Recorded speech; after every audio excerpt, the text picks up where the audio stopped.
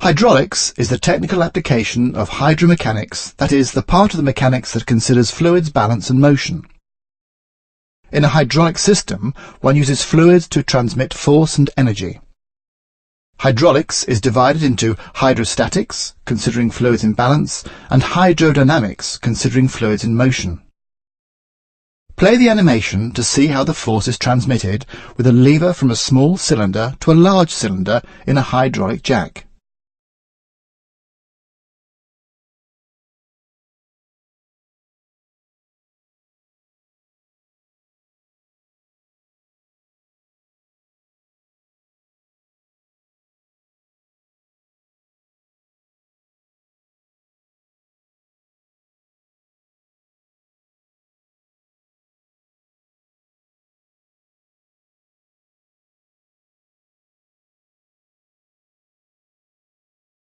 Fluids have a low tendency to be compressed. Despite that, the compression of fluids is noticeable in units with large cylinder volumes and high pressures. Fluid mixed with air can be compressed more or less depending on the amount of air. In addition to the discomfort caused by mixed-in air in the form of unsmooth piston movements, the pumps can be damaged. On the left in the figure, we see a gas and on the right, a fluid.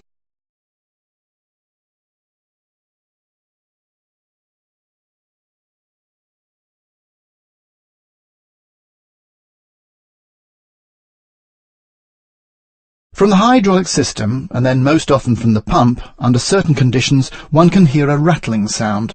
The phenomenon is called cavitation and can cause damage, such as damaged surfaces on, for example, gear tooth flanks. Cavitation is caused when the fluid does not completely fill the space in the pump suction part due to underpressure. Steam is formed when the pressure is low. Then, when the pressure increases in the pump, the surrounding fluid breaks the bubbles, which normally is called implosion. It is when these steam bubbles collapse that you can hear the rattling sound. There may be several causes of cavitation in a pump. Some of the most common are too narrow or too long line between tank and pump, too many or unsuitable bends or valves, primarily in the suction line, clogged suction filter, too thick oil.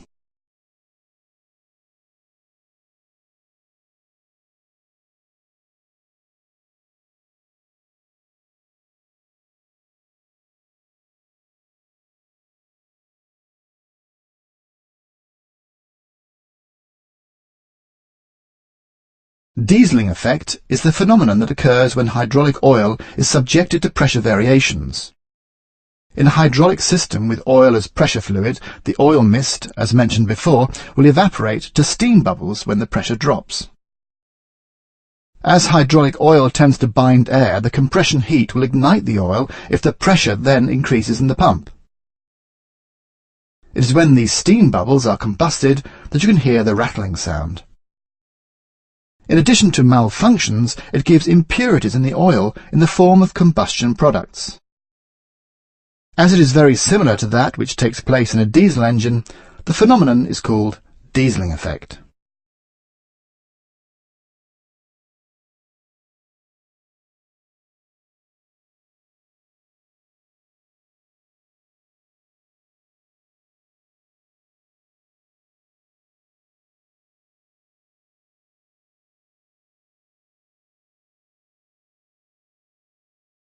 In a hydraulic system, pressure is built up due to flow resistance in the line. The pressure is built up on purpose, for example, with restrictions and, unintentionally, with too narrow lines, pipe bends, and angle-drilled holes in valves, etc. The pressure in a hydraulic system with flowing oil becomes lower the closer to the tank that you measure. That is why a circulation pressure shall be measured as close as possible to the pump. Every restriction causes a difference in pressure level before and after the restriction, a so-called pressure drop. Play the animation and then experiment with the adjustable restriction by pulling it up or down.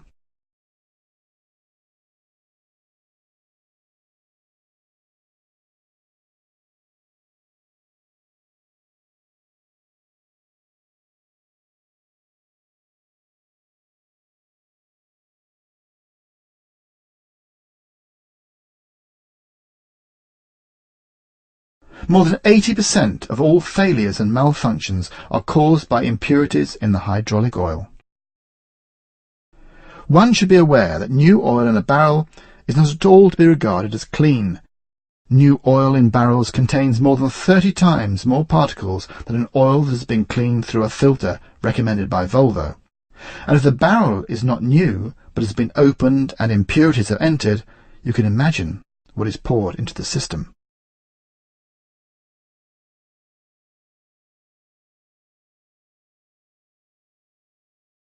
As previously mentioned, the oil in the hydraulic system must be kept absolutely clean.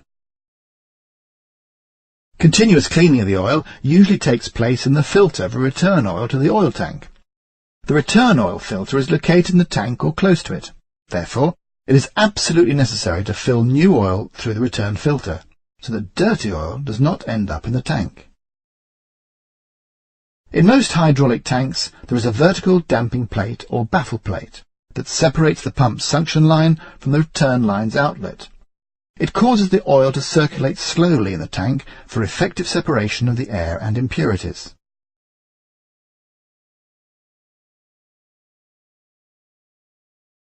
The air that circulates in and out from the tank must be clean to avoid impurities entering and exiting the hydraulic system via the oil. Filters must have such capacity that vacuum never occurs in the tank. Today, many tanks are pressurized, which ensures good oil supply to the pumps. The tank is pressurized using a valve in the filter that is not open until the right pressure is reached. As previously mentioned, the oil in the hydraulic system must be kept absolutely clean. Thus, the return filter has an important part in the work of keeping the hydraulic system as clean as possible. The return filter can be designed so that the oil passes through the filter and is then called full flow filter. If only part of the return oil passes through the filter, one usually says that it is a part flow filter. Full flow filter. The full flow filter must be equipped with an overflow function so that it can let through oil to the tank past the filter if the filter should become clogged. Then the passing oil is not cleaned. Therefore, it is important that the oil does not flow for too long via the valve. This is avoided with regular care. Part flow filter. Most often, the part flow filter has a higher filtration capacity than the full flow filter and is usually connected to the return line with a T-coupling. A constriction in the through line generates a vacuum pressure on the filter's inserts inside, by which some oil is sucked through the filter and cleaned. After some time's operation, all oil has passed the filter, also even in this case. Dirt capacity.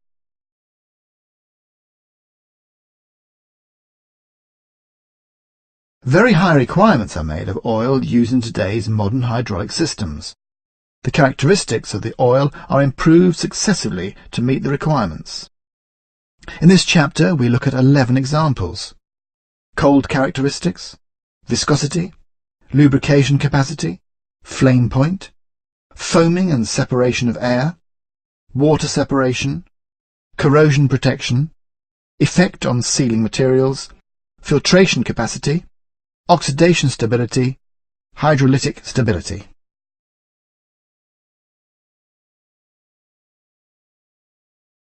Viscosity is the measurement of how viscous, slow-flowing, the oil is at a certain temperature. High viscosity is the same as slow-flowing, and low viscosity is the same as easy-flowing. A way of measuring the oil's viscosity is to compare the oil's drain time with the drain time for the same volume of water.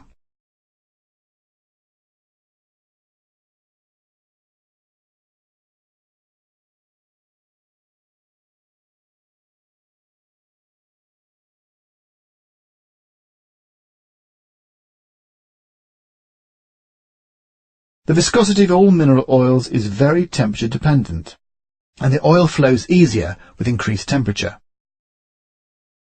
If the oil's viscosity is below the value that is required, the oil will become too thin at working temperature. This will cause poor efficiency of the machine and also increased wear of hydraulic components, as the hydraulic oil's lubricating characteristics worsen.